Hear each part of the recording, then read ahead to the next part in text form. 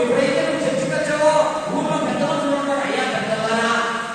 మనం ఊరి యొక్క శ్రేయస్ కోసం, ఊరి యొక్క మంచి కోసం, ఊరు బాగుండాలంటే, ఊరు సంతోషంగా ఉండాలంటే, ఊళ్ళో రోగాలు, ఊళ్ళో సమస్యలు, ఊళ్ళో